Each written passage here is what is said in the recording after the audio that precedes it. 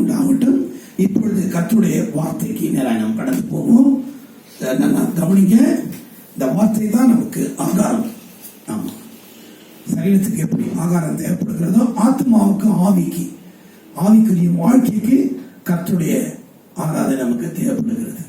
எனவே நாம் இந்த தேவனுடைய வார்த்தை கடந்து போவது முன்னதாக வேத பகுதியிலிருந்து வேதத்தில் ஒரு பகுதியை நாம் வாசிப்போம். சங்கீதம் 39 1-7. Psalm 39 1-7. சங்கீதம் 39 1-7. சங்கீதம் 39. என் நாவினால் பாவம் செய்யாதபடிக்கு நான் என் வழிகளை காத்து துன்மார்க்கன் எனக்கு முன்பாக இருக்கும் மட்டும் என் வாயை கடிவாளத்தால் அடக்கி வைப்பேன் என்றேன். நான் மௌனமாகி ஊமையாய் இருந்தேன், நலமானதையும் பேசாமல் அமர்ந்திருந்தேன். ஆனாலும் என் துக்கம் அதிகரித்தது, என் இருதயம் எனக்குள்ளே அனல் கொண்டது.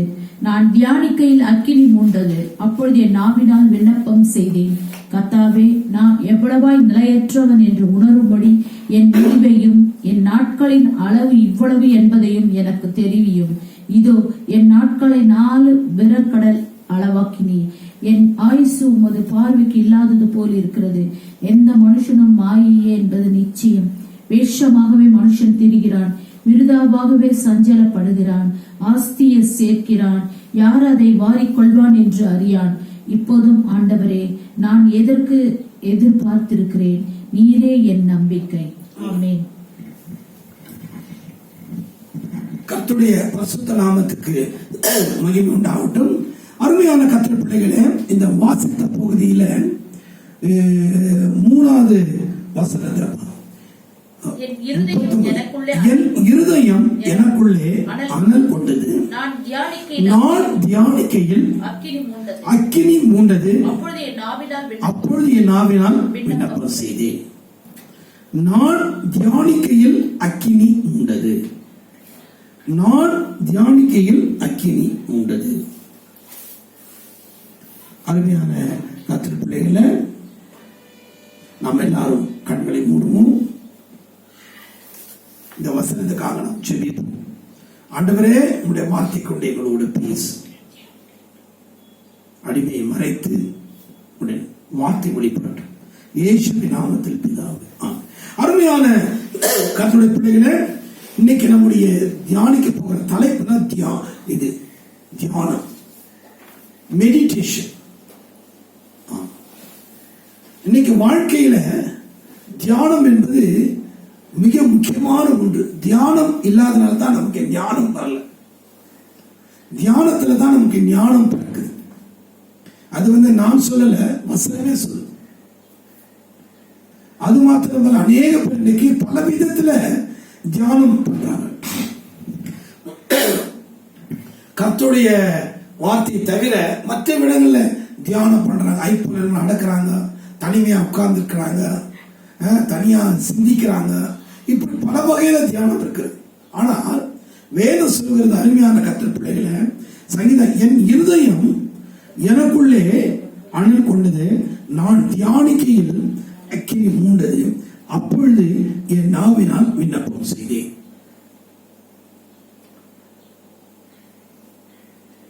இந்த அக்கினி எப்போ வருதுன்னு சொல்லி நாம பார்க்கும்போது, தியானம் பண்ணும்பொழுது. இந்த தியானம் என்பது ஒரு சாதாரணமான காரியம் அல்ல.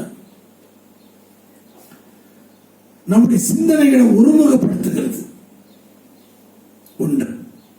இரண்டாவது, நம்முடைய சிந்தையில் இருக்கிறதான கெட்ட காரியங்கள், எண்ணங்கள், இவைகள் நீங்கணும். தியானம் எதுக்கு? மனுஷனுடைய மனசு குழம்பி போயிருக்குது. உலக பிரகாரமான காரியங்களை சிந்தித்து சிந்தித்து யோசித்து யோசித்து டென்ஷன் ஆகி மன அழுத்தம் ஏற்பட்டு இப்படிலாம் மனுஷனுக்கு வருது. அதனால அவன் சொல்றான், அவன் அநேக பேர் டாக்டர் கூட என்ன பண்றான் ஆலோசனை, நீங்க எதை குறித்து யோசிக்காதீங்க, நீங்க எதை குறித்து சிந்திக்காதீங்க, அதெல்லாம் நினைக்காதீங்க அப்படின்னு டாக்டர் கூட, மருத்துவர் கூட ஆலோசனை கொடுக்கிறாங்க. அருமையான கர்த்தர் பிள்ளைகளை, தியானம் தேவ ஜனமே, இன்னைக்கு தேவனுடைய பிள்ளைங்க, தேவனுடைய ஜனங்களுக்கு மிக முக்கியமான ஒரு காரியம் என்னன்னா தியானம் தேவை. We need meditation. It is very very important to our spiritual life. ஆவிக்குரிய வாழ்க்கைக்கு தியானம் ரொம்ப முக்கியம். அவன் சொல்றான் பாருங்க, என் இருதயம் எனக்குள்ளே அனல் கொண்டது, நான் தியானிக்கையில் அக்கினி மூண்டது. அக்கினி மூண்ட பிறகு என்ன நடக்குதுன்னா, அப்பொழுது என் நாவினால் விண்ணப்பம் பண்ணுகிறேன். எவ்வளவு அழகா சொல்றோம் பாருங்க.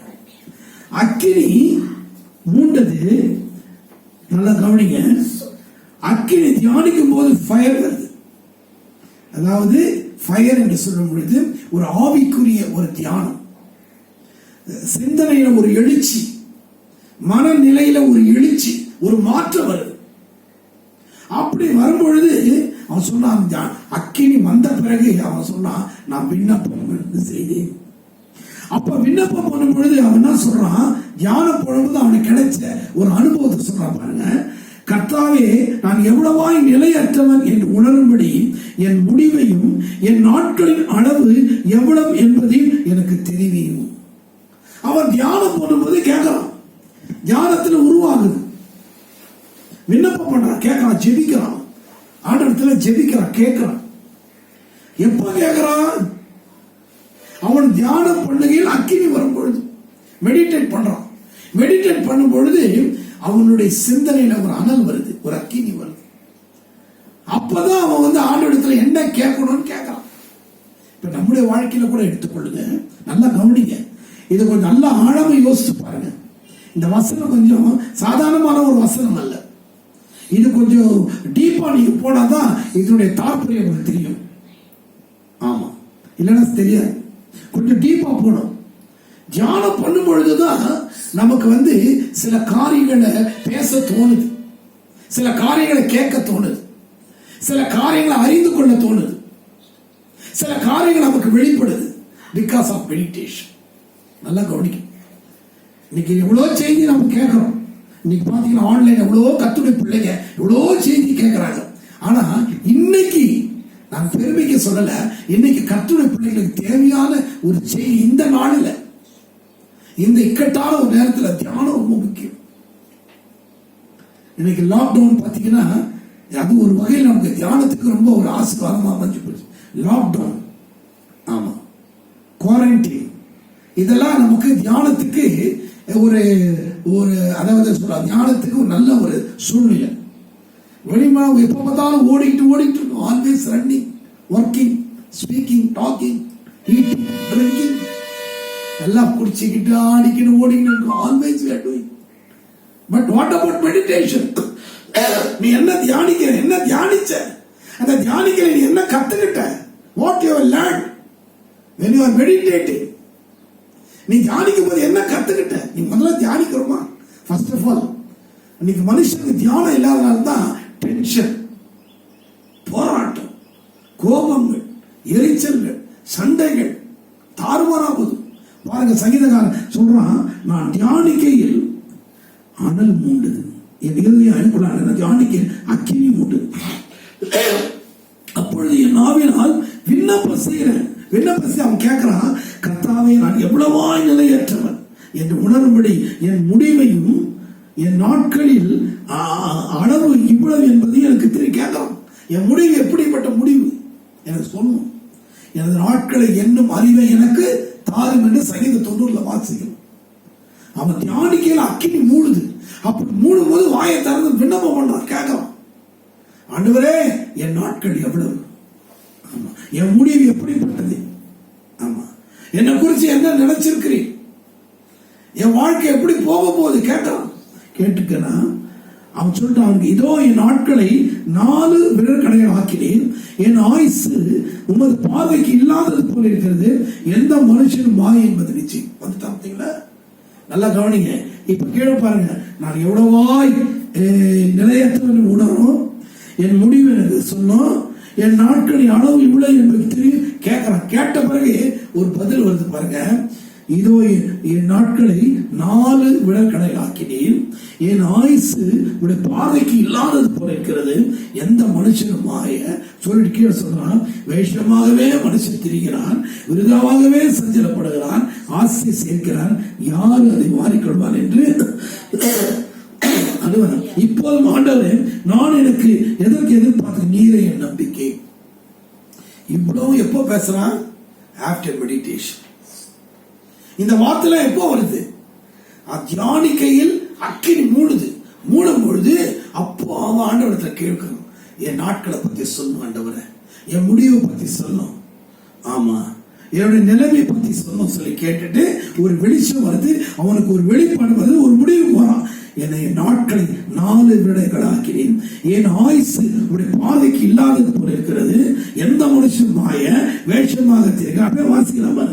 இப்போது ஆண்டவரை நீர் என் நம்பிக்கை, என் மீது எல்லாவற்றையும் விடுதலையாக்கும், மூணு நிந்தனைக்கு ஒப்புக்கூடாது அப்படி கேட்கணும். இதெல்லாம் ஒரு வெளிச்சமா வருது. எப்போ வருது? After meditation. எனவே அருமையான கர்த்தர் பிள்ளைகளை நீங்க தியானிக்கணும். தியானிக்கும் போதுதான் நீங்க யாரு, உன் நிலைமை என்ன, உன்னுடைய வாழ்க்கை என்ன, உனக்கு என்ன ஆண்டவர் வச்சிருக்கிறார், உனக்கு என்ன அளவு இருக்குது, உன் நிலைமை என்பது ஆண்டு வெளிப்படுத்துவார்.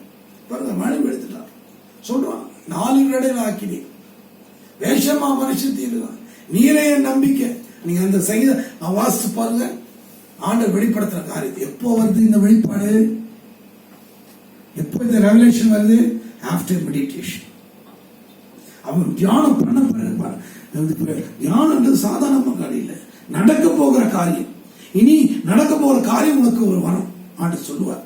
அதான் சொல்ல நடக்க போற காரியம் பாருங்க. நீ நடக்க போறது சொல்றான், உலகத்தை பத்தி சொல்றான், மனுஷனுடைய வேஷத்தை பத்தி சொல்றான், மனுஷனுடைய ஆஸ்தியை பத்தி சொல்றான், தன்னை பத்தி சொல்றான், ஆண்டவர் பத்தி சொல்றான். ஆமா, பல காரியங்கள் அவன் சொல்லிட்டாங்க.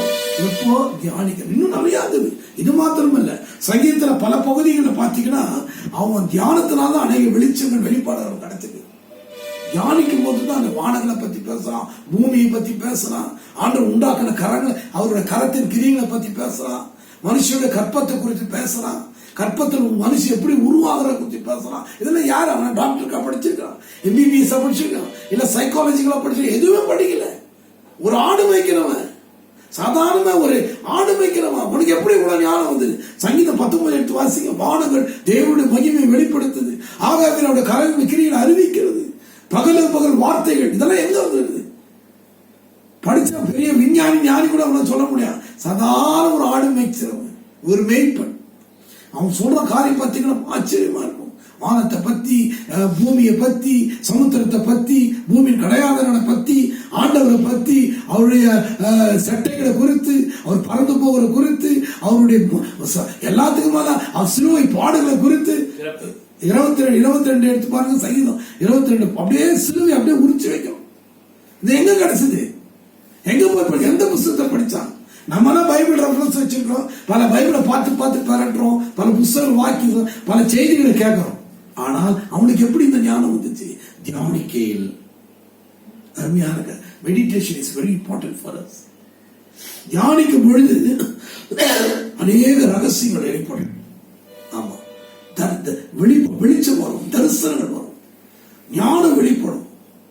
பாருங்க, நீங்க சங்கீதம் 1 இருந்து அவன் எழுதின சங்கீதம் தான் எடுத்து பாருங்க. 41 சங்கீதம் எழுதிருக்கான். 41 சங்கீதம் 1 இருந்து மொத்தம் 41 சங்கீதம் அவன் எழுதியிருக்கணும். அந்த 41 சங்கீதத்துல அநேக வெளிப்பாடுகள்,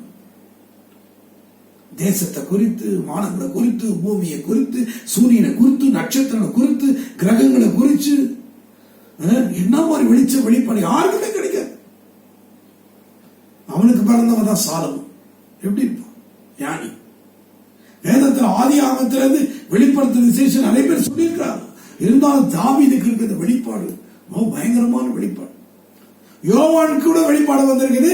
அது ஆண்டவருடைய அந்த பரலோகத்தை குறித்து, வருகை குறித்து தான் வெளிப்பாடு. தானியேலுக்கு வெளிப்பாடு அவரும் வருக தேசங்களை குறித்து, ஆண்டவருடைய வருகை குறித்து வெளிப்பாடு. ஆனா தாவீதுக்கு இருக்கிற வெளிச்சம் வெளிப்பாடு. சாலமோனுக்கு வெளிப்பாடு இருந்திருக்குது, யோபுக்கு வெளிப்பாடு இருந்திருக்குது. ஆனால் தாவீதுடைய வெளிப்பாடு ஒரு வித்தியாசமானது. இது இந்த வெளிப்பாடு எப்படி வந்தது? இந்த ஞானம் என்பது மெடிடேஷன். நீங்க பாருங்க, ஆதியாகமம் 24ஆம் அதிகாரம் எடுத்துக்கணும்.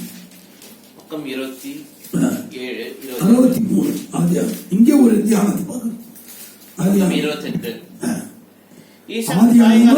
எடுத்துக்கொள்ளுங்க. ஆதியாகமம் 24:63 வசனம். ஈசாக்கு சாயங்கால வேளையிலே தியானம் பண்ண வெளியிலே போயிருந்து கண்களை ஏறெடுத்து பார்த்தபோது ஒட்டகங்கள் வர கண்டார்.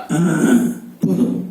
ஈசாக்கு சாயங்கால வேளையிலே தியானம் பண்ண வெளியிலே போயிருந்து தன் கண்களை ஏறெடுத்து பார்த்தபோது ஒட்டகங்கள் வர கண்டான். இவனுக்கு சாயங்கால வேளையில போறோம், சும்மா போல. நம்மலாம் சாயந்தர வேளையில எதுக்கு போவோம்? ஒரு டீ கடைக்கு போவாங்க, ஒரு ஸ்நாக்ஸ் வாங்க போவாங்க, அல்லது ஈவினிங்ல ஷாப்பிங் போவாங்க, அல்லது பீச் பார்க். இப்பதான் போக முடியல, மற்ற நேரத்தில் பல அலுவல் நிமித்தமா வெளியே போறாங்க, சுத்துறதுக்கு, ஊரை சுத்துறதுக்கு, சாப்பிடுறது. ஆனா இவன் போறது எதுக்கு போறான்னா தியானம் பண்றதுக்கு போறான், மெடிடேஷன். அவனுக்கு தியானம் பண்றது அவ்வளவு இஷ்டம். அவன் என்ன தியானம் பண்ணிருப்பான் யோசிச்சு பாருங்க. நம்ம வேலை இப்பெல்லாம் நமக்கு வசனம் இருக்குது, பைபிள் இருக்குது, பல காரியங்கள் வந்து தியானம். அன்னைக்கு அந்த நாட்கள்ல பைபிள் கிடையாது. அந்த காலத்துல நியாயப்பிரமாணம் கூட அவனுக்கு கிடையாது, எதுவுமே கிடையாது. என்ன தியானம் பண்ணிருப்பான்? தன்னுடைய வாழ்க்கை அவன் தியானம் பண்ணிருப்பான். பாருங்க, நீங்க எடுத்து வாசிக்கிறதுக்கு வேணா எடுத்துக்க போறீங்க. 21 பாத்தீங்கன்னா 21 எடுத்துக்கொள்ளுங்க.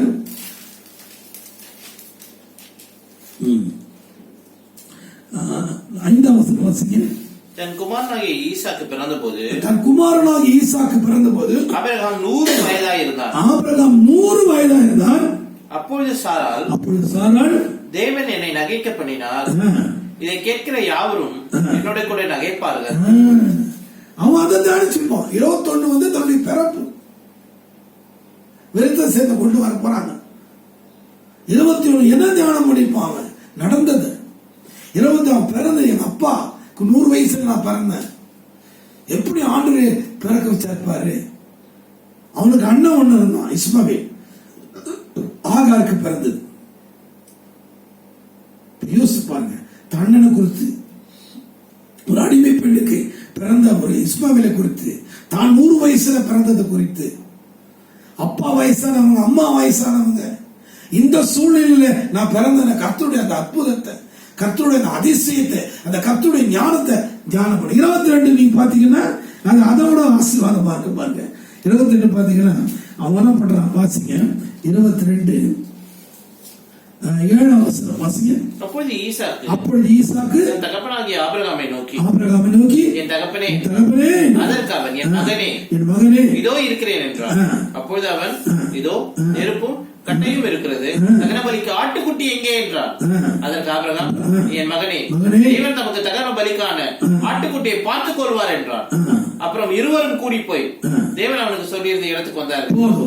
அருமையான கதை பாத்தீங்களா? முதல் வந்து தாம் 100 வயசுல பிறந்தது குறித்து, தாம் தாய் தகப்பனுக்கு வயதானதை குறித்து, கர்த்தர் சொன்ன வாக்குத்தத்தின்படி தான் பிறந்தது குறித்து அவன் தியானம் பண்ணியிருப்பான். 2வது பாத்தீங்கன்னா அப்பா கூட போறான், இவங்க தான் பலியிட போறாங்க, ஆனா இவனுக்கு தெரியாது. எல்லாம் இருக்குது. அந்த அப்பயாவும் யோசிக்கலாம், அது சின்ன பையனா இருக்கும் போது கட்டை இருக்குது, கழுத இருக்குது, வேலைக்காய் எல்லாமே இருக்கிறாங்க. ஆண்டு இல்லையே பாருங்க, எவ்வளவு ஞானம் பாருங்க அந்த நாட்கள்ல. கவனி, அந்த நாட்கள்ல எவ்வளவு ஞானம் பாருங்க. பார்க்கணும், எல்லாமே இருக்குது. பலிக்கு தானே போறோம். அப்ப நீங்க கேள்வி கேட்கற அப்பாவை என்ன கேட்கலாம்? ஆட்டுக்கு தகன பலிக்கு ஆடு எங்கே பாருங்க. அப்பொழுது என் மகனே இதோ இருக்கிறேன். அப்பொழுது இதோ நெருப்பு கட்டை தகன பலிக்கு ஆட்டுக்குட்டி எங்கே? எங்கே ஆட்டுக்குட்டி? ஆட்டுக்குட்டி எங்கே கேட்கணும். அப்பயே கேட்கணும். எல்லா கண்ணுக்கு முன்னாலே தான் ஆட்டுக்குட்டியை காணும். முக்கியமானதை விட்டு போறாங்க. இவன் தான் முக்கியமானவனு தெரியாது, இவனை தான் பலியிட போறாங்கன்னா கடைசியில் பாத்தீங்கன்னா அவங்க கட்டையெல்லாம் அடுக்கி அவனை படுக்க வச்சு கத்தி ஓடும் போது தேவதூதன் வந்து தடுத்தான். அப்புறம் அவன் பிள்ளையாண்டன் மேல கை போடாதுன்னு சொல்லி இதான் அவன் தியானிச்சிருப்பான். 21 தன்னோட பிறப்பை பத்தி தியானிச்சிருப்பான். 22 தன்னை பலி கொடுக்கிறத அவன் தியானிச்சுப்பான். 23 பாத்தீங்கன்னா வாசிங்க, 1-2 வாசிங்க சீக்கிரம். 3 சாராள் 127 வருஷம் உயிரோடு இருந்தால் இவ்வளவே சாராளுடைய வயது. கானான் தேசத்தில் உள்ள எப்ரோன் என்னும் கீரியாத் அர்பாவிலே சாராள் மரித்தாள். அப்பொழுது ஆபிரகாம் வந்து சாராளுக்காக புலம்பி அழுதான். அம்மா செத்துட்டாங்க. ஈசாக்குக்கு அம்மா 21 பிறப்பு, 22 பலி, 23 தாய் செத்துட்டான். இதெல்லாம் மனசுல நிக்குது. அதனால தான் நான் பார்த்தான், இவ்வளத்தையும் பார்த்துட்டு தான் 63 24 என்ன சொல்றாங்க, ஈசாக்கு சாயங்கால வேளையிலே வெளியில போயிருந்து ஞானம் பண்ணிருப்பான். நான் பிறந்தது ஆண்டவர் 100 வயசுல செய்த அற்புதத்தை 22 பலிக்கு கொண்டு போய் கடைசியா திரும்பி உயிரோட வந்தத. 3வது சொந்த தாய் செத்து போயிட்டான், தாய் இல்லாத பிள்ளை. அதை தியானம் பண்ணிருப்பான். அந்த தியானத்தினால அவனுக்கு ஒரு ஆசீர்வாதம். வாசிங்க 64-65 வாசிங்க. ரெபெக்காலும் தன் கண்களை ஏறெடுத்து ஈசாக்கை கண்டபோது ஊழியக்காரனை நோக்கி, அங்கே வெளியில் நமக்கு எதிராக நடந்து வருகிற அந்த மனிதன் யார் என்று கேட்டார். அவர் தான் என் எஜமான் என்று ஊழியக்காரன் சொன்னான். அப்பொழுது அவர் ஒட்டகத்தை விட்டு இறங்கி முக்காடிட்டுக் கொண்டார். ஊழியக்காரன் தான் செய்த சகல காரியங்களையும் ஈசாக்குக்கு விவரித்து சொன்னார். அப்பொழுது ஈசாக்கு ரெபெக்காளை அழைத்து தன் தாய் சாராளுடைய கூடாரத்துக்கு அழைத்து கொண்டு போய் தனக்கு மனைவியாக்கி கொண்டு நேசித்தார். ஈசாக்கு தன் தாய்க்காக கொண்டிருந்த துக்கம் நீங்கி ஆறுதல் அடைந்தார். தியானம் 21 அதிகாரம் தன் பிறப்பை குறித்து 100 வயசுல தன் தாய் தகப்பனுக்கு பிறந்ததை குறித்து தியானம் பண்ணியிருக்கிறான். 22 தகப்பனோட நான் பலியாக போறேன் இன்னும் கொஞ்ச நேரத்துல பலியாக போறான். அது அறியாமையே போறான், படுக்கலாம் வச்சுட்டாங்க. ஆனா திரும்பி மறுபடியும் உயிரோட வரான். அதை தியானிச்சிருக்கிறான். 23 தாய் இறந்துட்டாங்க. இதெல்லாம் தியானித்து சாயங்கால வேளையில தியானித்து கொண்டு போது ஒரு பலன் கிடைக்குது. படைசெல்லாம் தியானிச்சப்பா, இனிமேல் பட்டு உடைய தியானத்துக்கு பலன் கிடைக்கும். என்ன பலன்னா, ஒரு அருமையான ஒரு துணைவி, துக்கம் நீங்குது. வேதம் சொல்லுகிறது, அவனுடைய தியானத்தினால அவன் துக்கம் நீங்கினது. அவன் தியானத்தினால அருமையான கர்த்தரை தியானம் பண்ணுங்க. கர்த்தர் செய்த நன்மைகளை தியானம் பண்ண. நீ எப்படி பிறந்த, எப்படி வளர்ந்த, எவ்வளவு மரண கட்டு, எவ்வளவு மரண கண்ணி, எவ்வளவு மரண வியாதி, எவ்வளவு போராட்டம், எவ்வளவு சூழ்நிலை கடந்து வந்த, எவ்வளவு உபத்திரம், பசி, பட்டினி, வறுமை, தரித்திரங்கள், அவமான நிந்தைகள் எல்லாவற்றையும் கடந்து வந்த. தியானம் பண்ணு, தியானம் பண்ணு, தியானம் பண்ணிட்டே வா. அதுக்கு பிறகு ஒரு ஆசீர்வாதத்தை கர்த்தர் வைத்திருக்கிறார். சங்கீதக்காரன், நான் தியானிக்கையில் அனல் மூண்டது, அக்கினி மூண்டது. அப்பொழுது அந்த நாவினால் விண்ணப்பம் செய்தார். விண்ணப்பம் பண்ணும் பொழுது தன்னை பத்தி கேட்கறான். என் முடிவு என்ன, என் ஆயுசு நாட்கள் எப்படின்னு கேட்கும்போது கர்த்தர் எனக்கு அந்த காரியங்கள்லாம் வெளிப்படுத்துற. நீங்களும் நான் இந்த நாட்களில் தீர்மானம் ரொம்ப முக்கியம். எத்தனையோ செய்திகள் நம்ம கேட்கணும். இன்னைக்கு ஆன்லைன்ல பாத்தீங்கன்னா கர்த்தருடைய பிள்ளைங்க எவ்வளவு நல்ல அருமையான வார்த்தைகள் பிரசங்கம் பண்றாங்க. அதனால்தான் சங்கீதக்காரன் சொல்றான், பாருங்க சங்கீதம் 104:34 வாசிங்க. சங்கீதம் 104:34 சீக்கிரம். சங்கீதம், அவரை தியானிக்கும் தியானமும் இனிதாயிருக்கும். சங்கீதம் 104:34 வாசிங்க.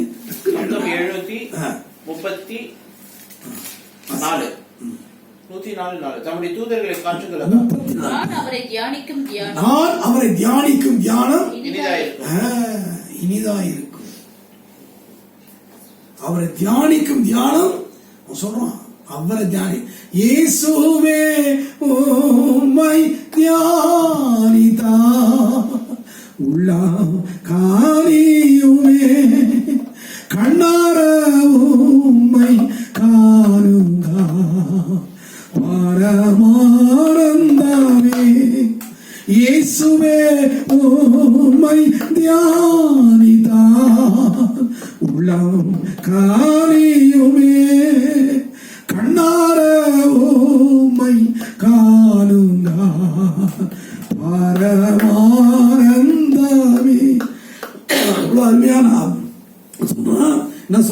வாசிங்க.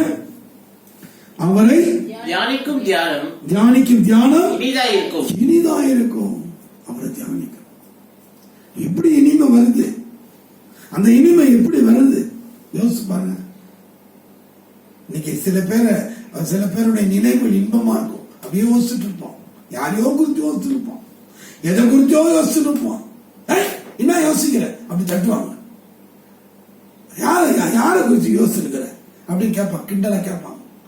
யாரு குறித்து நினைவுலாம் இன்பமான நினைவுகள். கடைசியில் துன்பத்தில் போய் முடிவு வச்சுங்க. நினைவுகள் அதுல வேஸ்ட். அது ஒரு பாவத்திறது. வேதத்துல இயேசுவை குறித்து தான் உங்கள் தியானம். அவரை தியானிக்கும் தியானம் இன்பமா இருக்கும். அவ்வளோ இனிமையா இருக்கும். ஏன் எப்படி அந்த இன்பம் வருது? அவர் இயேசு தியானிக்கும் போது என்ன சமாதானம் வருது. இயேசுவை நினைக்க நினைக்க நம்முடைய வாழ்க்கையில துக்கம் நீங்க சமாதானம் வர. அதான் இன்பமா மத்தியம். எவ்வளோ பேர் உலகத்தில் இருக்கிறாங்க. ஏன்னா இயேசு நமக்கு அநேக நன்மைகளை செய்திருக்கிறார். நமக்கு தீமை செய்யல. ஒருத்தனை சொன்னார் சாட்சி. என்ன சொல்றது நேரம் கிடையாது. இவ்வளோ சாட்சிங்க. பிச்சை எடுத்துட்டு இருந்த, குப்பையில இருக்கிற பொறுக்கி தின்ட்டு இருந்த ஒரு சாட்சி கடந்த நாட்டில் கேட்டேன். டிவியில பார்த்து ஒருத்தர் சாட்சி நேரில் வேலுன்னு ஒருத்தர் நாளைக்கு இருக்கிறான்னு தெரியல. நாளைக்கு முன்னாடி நான் கேட்டேன். குப்பை தொட்டிலிருந்து குப்பை இலை எடுத்து வச்சு அதுல இருக்கிற சாப்பாடை சாப்பிட்டு இன்னைக்கு அவர் பெரிய ஊழியக்காரா இருக்கிறார். அவர் உயிரோட இருக்காருன்னு தெரியல. நான் ஒரு காலத்துல சாட்சி கேட்டிருக்கேன். இவ்வளோ அற்புதங்கள்லாம் செய்திருக்காங்க. மார்ச்சுக்கு கொண்டு போயிருக்காங்க.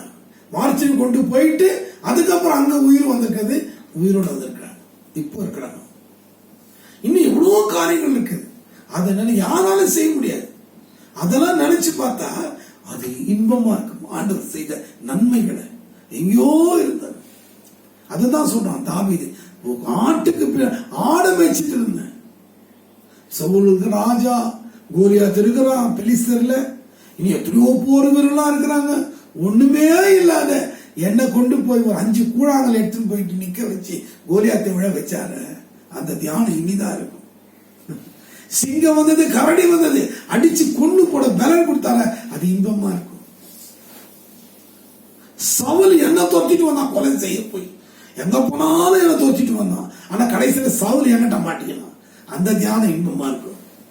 நீ நல்லா யோசிச்சு பாருங்க. தாவீதுடைய வாழ்க்கையில தியானிக்கிற தியானம் இன்பமா இருக்கும். அதே நம்முடைய வாழ்க்கையில கூட இவ்வளவு அற்புதங்களா செய்திருக்காரு. ஆமா, எவ்வளவு பிள்ளைகளை கேள்வி பாருங்க. எனக்கு ஆண்டவர் இந்த நன்மை செய்தார், அந்த நன்மை செய்தார், இந்த அதிசயம் செய்தார், அந்த அற்புதம் செய்தார், என்னை இப்படி விடுதலை ஆக்கினார், என்னை இப்படி மாற்றினார். இவ்வளோ எங்கேயோ இருந்தோம். பசி, பட்டினி, பஞ்சம் எல்லாவற்றையும் மாற்றி கர்த்தர் ஆசீர்வாதம் ஆயிட்டார். அந்த தியானம் இன்பமா சொன்னா சங்கீதம் 1 வாசிக்க 1-2 கர்த்தருடைய வேதத்தில் பகலும் அவருடைய வேதத்துல தியானமா இருக்கிற மனுஷன் பாக்கியவான். அல்லேலூயா. ஆமா, சங்கீதம் 119:97 உமது வேதத்தில் நான் எவ்வளவு பிரியமா இருக்கிறேன்.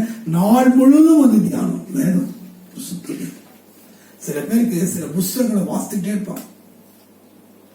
சில படங்கள், சினிமா படங்களை சொல்லுவாங்க, நான் 1க்கு 10 தடவை பார்த்திருக்கேன், 20 தடவை பார்த்திருக்கேன். அதை பார்த்துட்டு வீட்டுல வந்து நான் இதைத்தான் நினைச்சிட்டு, இந்த பாட்டு தான் சூப்பரா இருக்குது, அந்த சீன் நல்லா இருக்குது, இதெல்லாம் குறிச்சு யோசிச்சு இருப்போம், சிந்திச்சு இருப்போம். ஆனா சங்கீதக்காரன் சொல்றான், உங்களுடைய வேதத்தில் நான் எவ்வளவு பிரியமா இருக்கிறேன், நாள் முழுவதும் அது தியானம். அப்பெல்லாம் இந்த முழு வேதம் கிடையாது. சங்கீதக்காரன் நியாயபரமான புஸ்தகம் இருந்துச்சு, கட்டளைகள் இருந்தது. இதுதான் பழைய ஏற்பாடு. இந்த மற்ற காரியங்களை தீர்க்கதரிசி புஸ்தகம் எப்படி இருந்தாலும் என்ன, புதிய ஏற்பாடு கிடையாது இருக்கிற காலத்துல. ஆனா சொல்றான் அதான் பக்தன் பண்ண சத்தியவேதா பக்தரின் கீரா சுத்தர்கள் போகும் பாதையின் தீபா உத்தம மார்க்கம் காட்டும் சத்திய எத்தனை துன்பம் துயர வந்தோ பக்தரை தேற்றிடும் ஔஷதம் சத்திய வேதா பக்தரின் கீதா சுத்தர்கள் போலும் பாதையின் தீவா உத்தமமாக காட்டும் சத்திய வேதா நீத்தம் விரும்பும் கர்த்தர் வசனம் மூத்த பசுப்பும் தெளித்திடும் நீத்தம் விரும்பும் கர்த்தர் வசனம் சுத்த பசுப்பும் தெளித்திடும் இதய மகிழும் கண்கள் தெளியும் இருண்ட ஆத்மா உயிரடையும் சத்திய வேதா பக்தரின் கீதா சுத்தர்கள் போகும் பாதையின் தீவா உத்தமமாக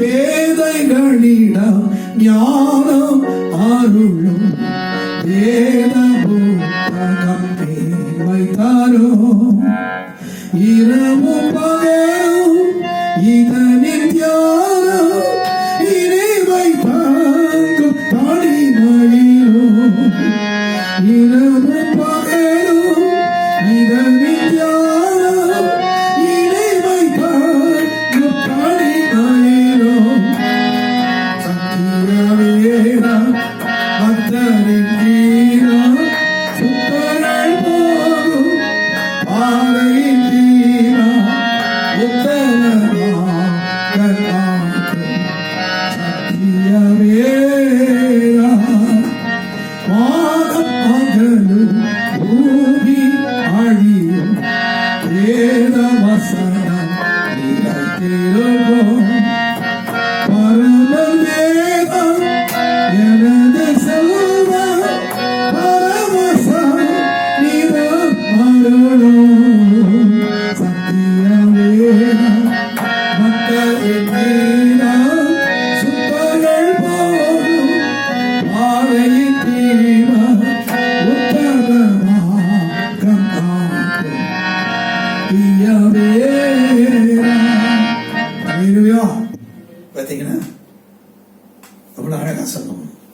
அவரை தியானிக்க தியானம் இன்னும் இயேசுவை தியானிக்கும் போது அவர் செய்கைகளை அவருடைய அற்புதங்களை தியானிக்கும் போது அதுக்கப்புறம் சொல்றாரு உங்களுடைய வேதம் இரவும் பௌர வேதத்துல தியானம் ஆயிருக்கிற மனுஷர் பாக்கியவான் சொல்றாரு. சங்கீதம்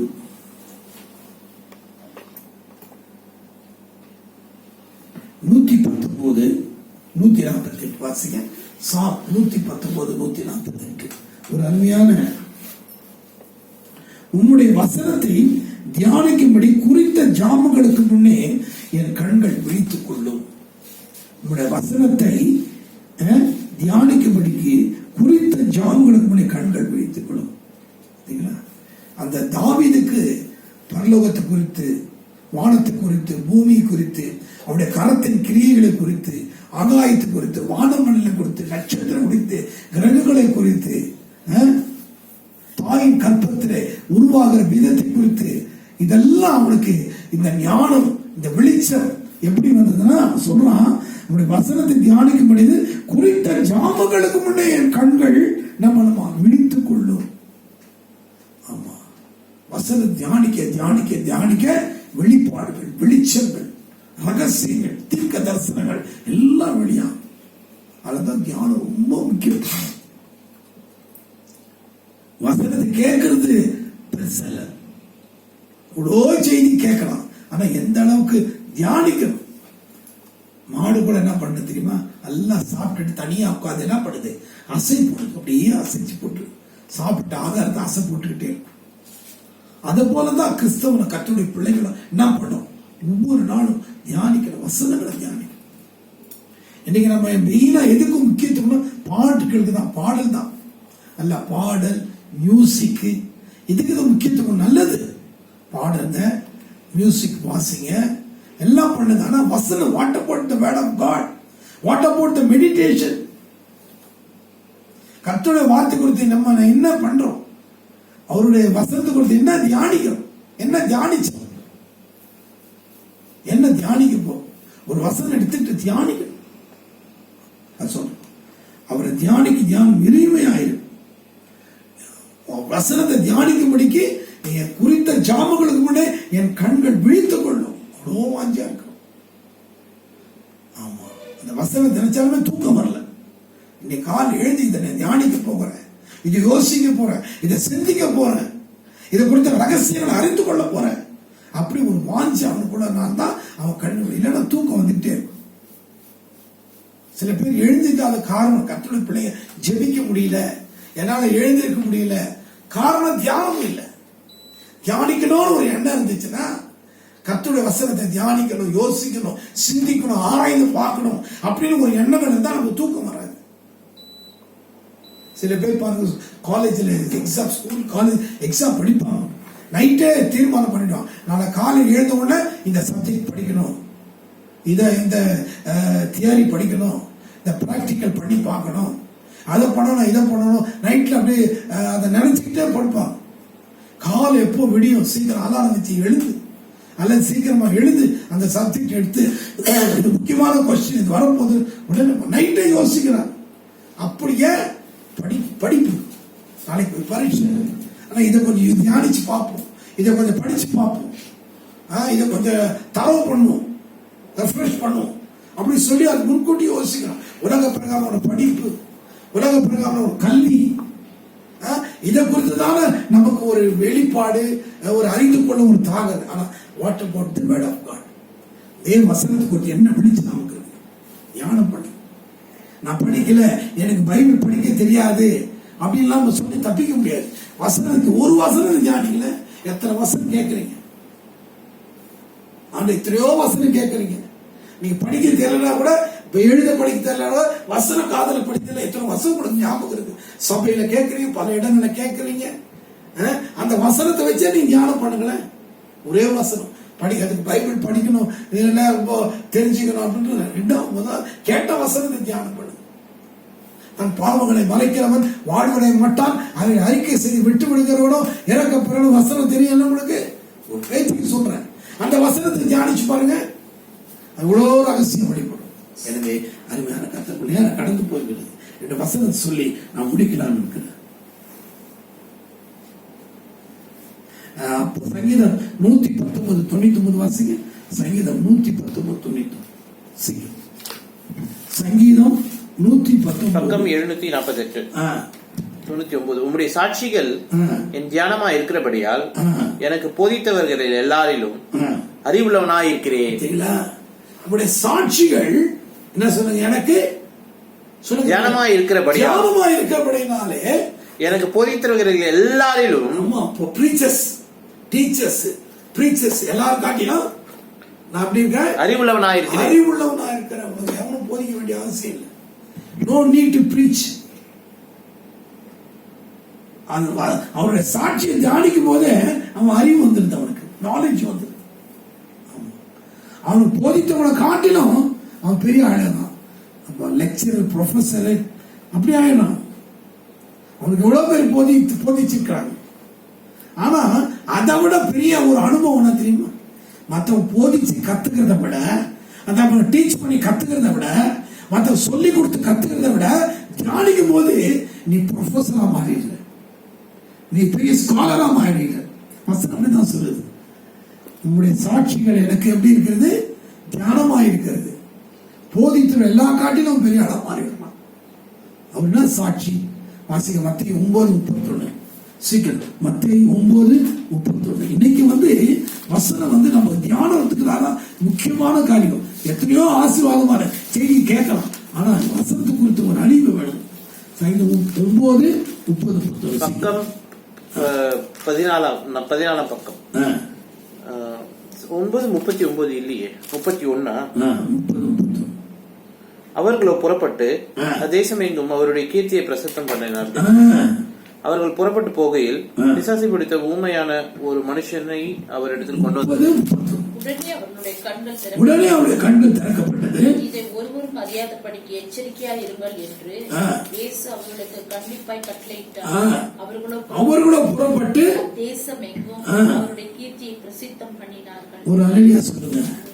சாட்சி, அவருடைய கீர்த்தி எல்லா இடத்திலும் சாட்சி. நீங்க அப்போஸ்தலர் நீங்க வாசித்து பாருங்க. அப்போஸ்தலர் 5:30-32 வாசிங்க சீக்கிரம் முடிப்போம். அப்போஸ்தலர் 5 டக்கு டக்குன்னு எடுங்க. 5:30-32 வாசிங்க. நீங்கள் மரத்திலே தூக்கி நல்லா சத்தமா படிங்க. நீங்கள் மரத்திலே தூக்கி நீங்க மரத்திலே தூக்கி கொலை செய்த இயேசுவை நம்முடைய பிதாக்களின் தேவன் எழுப்பி இஸ்ரவேலுக்கு மனம் திரும்புதலையும் பாவம் மன்னிப்பை அருளுகிறதற்காக அவரை அதிபதியாகவும் இரட்சகராகவும் நமது வலது கரத்தினாலே உயர்த்தினார். இந்த சங்கதிகளை குறித்து நாங்கள் அவருக்கு சாட்சிகளாயிருக்கிறோம். தேவன் தமக்கு கீழ்ப்படுகிற தந்தரின சாட்சி. சாட்சி உங்களுடைய சாட்சிகள் எனக்கு தியானமா இருக்கிறது. ஆண்டவர் அநேக அற்புதங்கள் செய்கிறார். இதெல்லாம் சாட்சியா நின்று போச்சு. ஆண்டவர் செய்த அற்புதங்கள், அடையாளங்கள், கர்த்தர் அநேக காரியங்களை செய்து இதெல்லாம் சாட்சி. காற்றை கடலில் அதட்டினார், மரித்தவன் உயிரோடு எழுப்பினார், வியாதிகளை சொஸ்தமாக்கினார், பிசாசுகளை துரத்தினார், பல காரியங்களை ஆண்டவர் செய்திருக்கிறார். ஊழியத்தின் பாதையில் போகும்போது வாழ்க்கையில அநேக இதெல்லாம் சாட்சி. அதெல்லாம் தியானிக்க சொல்றார். உங்களுடைய சாட்சிகள் எனக்கு தியானமாயிருக்கிறது. அவ்வளவு அற்புதங்கள் ஆண்டவர் செய்தார். ஆண்டவராகிய இயேசு கிறிஸ்து இன்னைக்கும் அற்புதங்களை செய்து கொண்டிருக்கிறார். செய்த அந்த அவைகளை சாட்சிகளாக, அடையாளங்களாக நமக்கு இருக்கிறது. அவருடைய கிரியைகளை நாம் தியானிக்கிறோம். அவர் செய்த ஒவ்வொரு நீங்க எடுத்து பாத்தீங்கன்னா சங்கீதம் 77:12, சங்கீதம் 143:5 இதெல்லாம் வீட்டுல பார்ப்போம், வாசிங்க. சங்கீதம் 77:12, 143:5 இதெல்லாம் பார்த்தா கிரியைகள், தியானத்துக்குரியவைகள் தான். அவர் கிரியைகளை குறித்து தியானிக்கணும், சாட்சிகளை குறித்து தியானிக்கணும், வேதத்தை குறித்து தியானிக்கணும், இயேசுவை தியானிக்கணும். நாம் தியானிக்கையில் அக்கினி மூடுது. ஏன் அக்கினி மூடுது? எப்படி வரும் அக்கினி? அவர் செய்த காரியங்கள், அவர் செய்த நன்மைகள், அவர் பண்ணின அடையாளங்கள், அற்புதங்கள், பரிசுத்த வேதத்தை வாசிக்கும் தியானிக்கும் பொழுது அதிசயம், தெய்வீக ஞானம் கூட கடந்து வரும். உலக மனுஷன் ஆச்சரியப்படுவோம். எப்படி இவருக்கு இவ்வளவு ஞானம் வந்தது? எப்படி இவ்வளவு அறிவு வந்தது? பேதுரு சீஷனை குறித்து வேதப்பார பரிசேயர்கள், ரோம அரசாங்கம் ஆச்சரியப்படுறாங்க. எப்படி இவங்க மீன் பிடிக்கிறவளாச்சு? எப்படி இவங்களுக்கு இவ்வளவு தைரியம் வந்தது? இவ்வளவு வல்லமை வந்து எப்படி இவ்வளவு ஞானமா பிரசங்கம் பண்றாங்க? மெடிடேஷன், தியானம். அதனால படிப்பு 1000 படிக்கலாம், ஆனா தியானம் இல்லைன்னா பிரயோஜனம். எவ்வளவு வேணா படிக்கணும், டாக்டரேட் டிக்கணும், ஆமா இவ்வளோ படிக்கிறோம், என்ன பிரயோஜனம்? இவ்வளோ படிச்சா இன்ன வரைக்கும் மருந்து கண்டுபிடிக்க முடியல. தியானம் தான் முக்கியம். அருமையான கற்றுப்படுகிறது தேவஜனமே. கடைசியா ஒரு காரியத்தை நான் சொல்லி நான் முடிக்கிறேன். நாம் எதை தியானிக்க வேண்டும்? வாசிங்க பிலிப்பியர்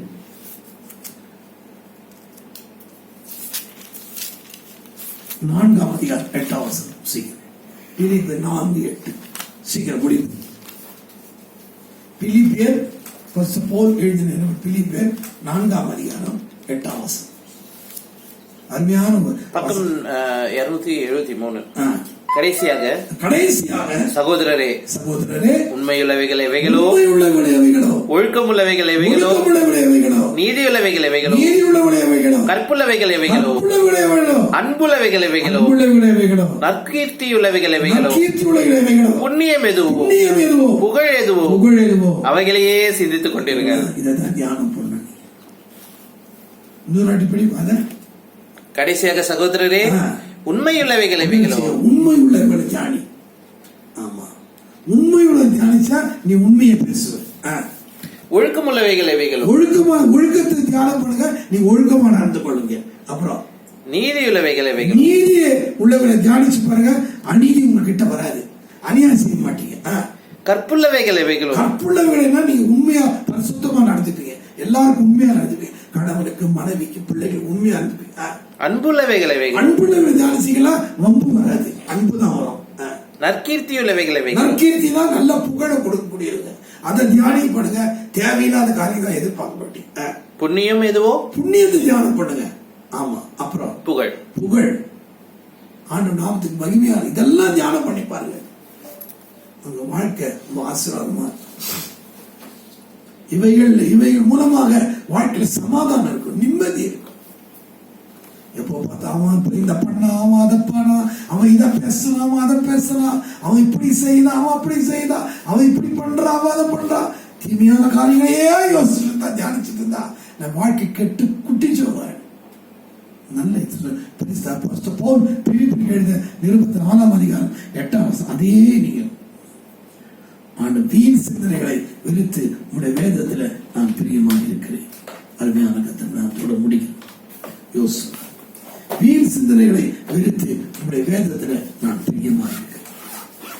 வீணான சிந்தனைகள், பணத்தை கொடுத்து சிந்திக்கும், பணத்தை எப்படி சேர்க்கலாம், பணத்தை எப்படி சம்பாதிக்கலாம், பல காரியங்கள், பாவத்துக்குரிய காரியம், சாபத்துக்குரிய காரியங்கள், பழி வாங்குவதற்குரிய காரியங்கள், இவையெல்லாம் சிந்தித்து நினைத்துக் கொண்டிருந்தா, தியானித்துக் கொண்டிருந்தா அக்கினி மூடாது, அனல் வராது. துன்பமும் துக்கமும் வியாதியும் மன கவலையும் இதுதான். இதனால நம்முடைய வாழ்க்கையில நன்மைகளை இழந்துரும், ஆசீர்வாதம் இழந்துரும், ரட்சிப்பு இழந்துரும், ஒரு வழி ஆயிடும்.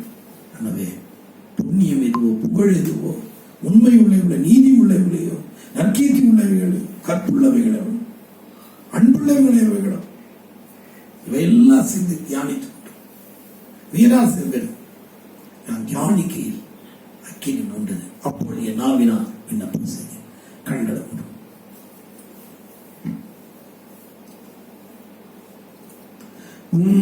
வசன தியானிக்கையில் இதயமதில் ஆறுதலே, வசன தியானிக்கையில் இதயமதில் ஆறுதலே, காரிருளில் நடக்கையிலே தீபமாக வழி நடத்தும், காரிருளில் நடக்கையிலே தீபமாக வழி நடத்தும். அன்பான இயேசுவே, அன்பின் பிதாவே, இந்த நல்ல வேளையில அருமையான வசனங்களை கொடுத்தீங்க. இந்த உலகத்துல ஆண்டவரே பல காரியங்களை பார்த்து நாங்கள் சோர்ந்து போயிருந்தோம். ஆண்டவர் சங்கீதக்காரன் சொல்கிறார், ஆண்டவர் நான் தியானிக்கையில் அக்கினி உண்டது, அப்பொழுது என் நாவினால் விண்ணப்பம் செய்தேன்னு சொல்லி, ஆண்டவரே கர்த்தாவே தன்னுடைய நாட்கள் எப்படிப்பட்டது, தன்னுடைய முடிவு எப்படிப்பட்டது என்று சொல்லி அவள் கேட்கும் பொழுது கர்த்தர் அவருடைய காரியத்தை, ஒரு மனுஷனுடைய காரியத்தை வெளிப்படுத்துகிறார். ஆண்டவர் எங்கள் வாழ்க்கையில கூட ஆண்டவர் நாங்கள் நன்மையான காரியங்களை, நல்லவைகளையே யோசித்து பார்க்க தியானிக்க போது ஈசாக்கு தியானித்தார். ஆண்டவரே அவன் பிறப்பை தியானித்திருப்பான். ஆண்டவரே கர்த்தாவே அவன் பலியிட செல்லுகளை தான் பலியிட போகிறதை தியானித்திருக்கிறான். தன் தாய் மரித்து துக்கத்தோடு இருக்கிறதை அவன் சாயங்காலம் தியானித்திருக்கிறான். அவன் தியானித்த பிறகு, அவன் சாயங்காலம் தியானித்த பிறகு அவன் வாழ்க்கையில் ஒரு வெளிச்சம், ஒரு மாற்றம், ஆண்டவரே ஒரு ஆசீர்வாதம் உண்டானது. ஆண்டவர் சங்கீதக்காரன் தியானிக்கிறான். உண்மை தியானிக்கிற தியானம் இனிதாயிருக்கும். உண்மை தியானிக்கும் பொழுது சிலுவை குறித்து நீ வெளிப்படுத்துகிறீர். சங்கீதம் 22 ஆண்டவரே சிலுவை பாடுகளை குறித்து, உம்முடைய பிறப்பு குறித்து, அநேக காரியங்கள் குறித்து அவன் வெளிப்படுத்தி நீ உண்டாக்க வானத்தை பூமி உண்டாக்கின காரியங்கள் அதுல இருக்கிற மகத்துவத்தை மகிமையை ஆண்டவரே அவன் தியானிக்கும் போது வெளிப்பட்டது. இப்படி எங்கள் வாழ்க்கையில் அநேக நன்மைகளை, உடைய சாட்சிகளை, உடைய பிரமாணங்களை, உடைய கட்டளைகளை, ஆண்டவரே உடைய அதிசயங்களை தியானிக்க உதவி செய்யும். நல்ல காரியங்களை கொடுத்து எதை தியானின்னு சொல்லி பிலிப்பியர் 8 வாசம் அவைகளே நான் சிந்தித்து தியானிக்கிறோம். இதை கேட்டது செய்தி கேட்ட பிள்ளைகளை நீ ஆசிரியை அவர் வாழ்க்கையில உடைய சமூகம், உடைய சமாதான பிரசனம், உடைய வசதி காலத்தில் தியானிக்க உதவி செய்யும். பெரிய காரியங்களை செய்யும். அப்பத்தை, வருமானத்தை, தண்ணீர், ஆகாரம் ஆசிர்வதி. லாக்டவுன் ஆண்டவரே சீக்கிரமாய் ஆண்டவரே கத்தாவே அதை நீங்கப்படியாக சிந்திக்கிறோம். தமிழ்நாட்டை இந்தியாவில் கருத்தில் ஒப்புக் கொடுக்கிறோம். தேசத்தை ஆளுகிற ஜனாதிபதி, துணை பிரதமர், மத்தியில் இருக்கிற அமைச்சர்கள், தமிழ்நாட்டு கவர்னர், முதலமைச்சர், எல்லா கவர்னர், முதலமைச்சர், அதிகாரிகள், அரசியல்கள் எல்லாரும் கருத்து ஒப்புக் கொடுக்கிறோம். நல்ல நிர்வாகத்தை அவன் மூலமாக எடுத்தால் தேசத்துல காணப்படுகிற அநியாயங்கள், அக்கிரமங்களை எடுத்து போடும். ரத்தம் சிந்துதல் எடுத்து போடும். துன்மார்க்கமான காரியங்களை எடுத்து போடும். உடைய ஜனங்களை, உடைய பிள்ளைகள், அடியார்களை ரத்த கோட்டைகளை மறைத்து கொள்ளும். தொடர்ந்து முழு இதயத்தோடு, முழு ஆத்மாவோடு, முழு மனதோடு, முழு பலத்தோடு நேசிக்க, விசுவாசிக்க உதவி செய்ய. நான் தியானிக்க அக்கினி மூன்று. அப்பொழுது நாவினால் விண்ணப்ப செய்தி இந்த வசனத்துப்படி தியானிக்க உதவி செய்யும். செய்தி கேட்ட பிள்ளைகள் இயேசு கிறிஸ்து நாமத்தில் வாழ்த்துகிற மாசம் தொடர்ந்து பெரிய காரியம் புதிய நமகே இயேசுவின் நாமத்தில் பிதாவே ஆமென். கர்த்தர் ஆசீர்வாதத்துக்காக கடவுள் கர்த்தர் முகத்தை பிரகாசிக்கப்படி கிருபையா கேட்கிறார். கர்த்தர் முகத்தை பிரசனமாக்கி சமாதானத்தை கட்டளை. கர்த்தர் எல்லா தீங்குக்கு விலக்கி காக்கணும். என் ஆத்மாவே கர்த்தரை ஸ்தோத்திரி, என் முழுவதுமே பிரசனாத்தை ஸ்தோத்திரி. என் ஆத்மாவே கர்த்தர் செய்த சகல உபகாரங்களை வருவார். ஆமென் ஆமென்.